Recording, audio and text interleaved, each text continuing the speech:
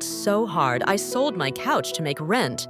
I'm talking yard sale sign, $10, stranger's pickup truck, me waving goodbye to my last comfy seat like it was a friend. And I'm glad it happened, because that failure taught me more in 3 months than my best wins did in 3 years.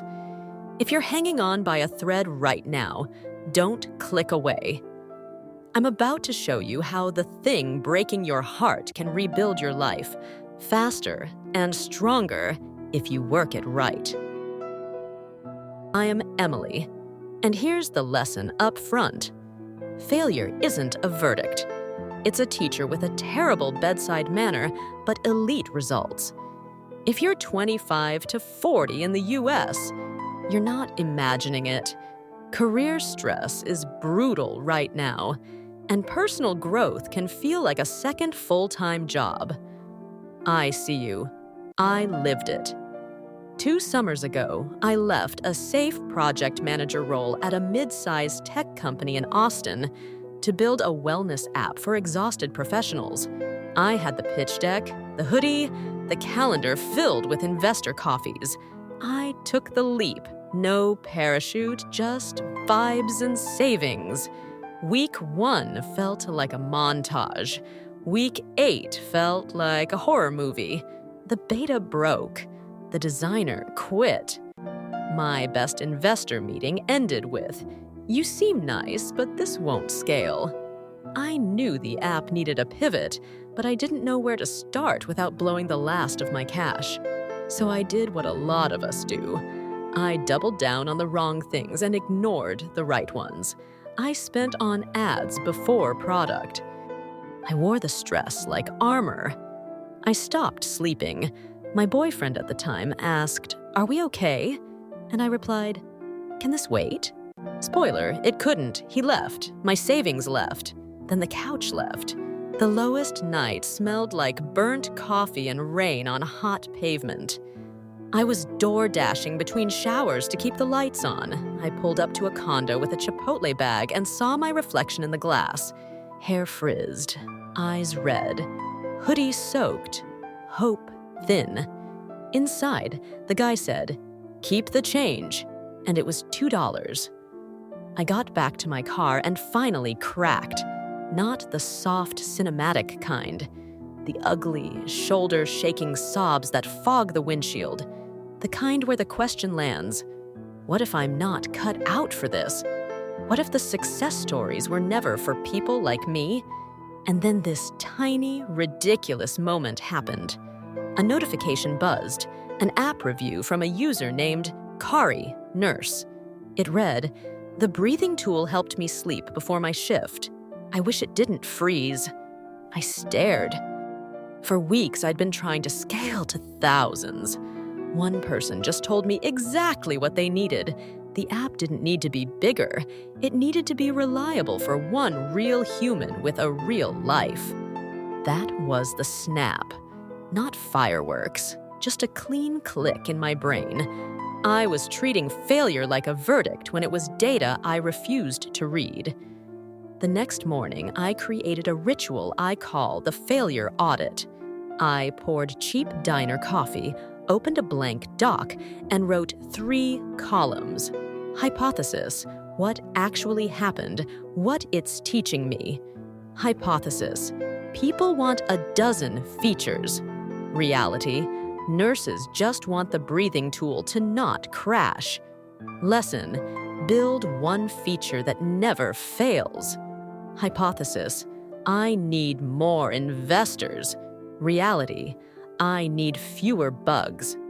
Lesson, invest first in quality. The pain didn't evaporate, but the shame did. Shame is fog. Data is a flashlight.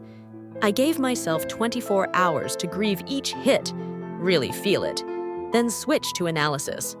I texted 2 friends and made them my red team.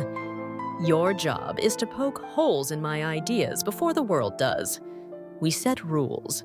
Brutal honesty, no personal attacks, a 10-minute limit so it never spirals. I capped every experiment with an MVR, minimum viable risk. no more than $100 and 10 hours to test any new idea. I rebuilt the app around one core breathing feature and angled it toward night shift workers. I stopped chasing 1,000 users and started serving 10 like a concierge. 3 weeks later, I emailed hospitals within driving distance offering a pilot. No cost, just feedback. If it helps your staff sleep 10 minutes faster, keep it. 2 ignored me. 1 wrote back, "We'll try it for a month." That month, I showed up twice a week, sat in break rooms at 3 a.m., and asked questions like a student. What makes nights harder? Where does burnout spike? When do you reach for your phone? That pilot didn't make me rich. It made me write. Crashes dropped. Session length grew. Reviews went from meh to it helps. 12 weeks after selling my couch, the hospital paid us a small subscription. I bought a used love seat. It felt like a throne. Here's what I learned and how you can use it without quitting your life or betting the farm. Failure audit. After any flop, a pitch, a date, a workout, write the hypothesis you had, what actually happened, and the teachable pattern. 3 bullets. No self-insults. Do it within 24 hours while the data's warm. The 24-hour rule. Give yourself a full day to feel everything without editing. Journal, cry, lift, pray, run. Set a timer.